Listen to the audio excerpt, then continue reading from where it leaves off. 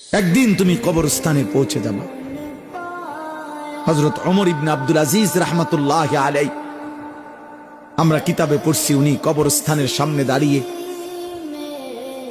কবরকে ডাক দিতেন আর বলতেন, আইয়ুহাল কবর, হে কবর, বলো না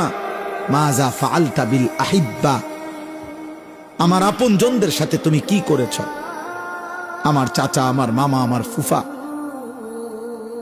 আমার বংশের কত লোক তোমার কবরে রাখছিলাম, আজ বলো